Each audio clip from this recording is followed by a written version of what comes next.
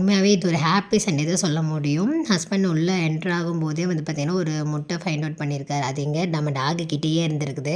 ஆனால் லைட்டாக ஒரு கிராக் விட்டுருக்குது. எங்களால் ஷாக் தாங்கவே முடியல. பிகாஸ் அடுத்த வாரத்தில் வந்து நான் ஒரு சேவலோ கோழியோ அடிச்சிடலாம் நாடி நோம்பிக்கின்னு பிளான் பண்ணியிருந்தேன்.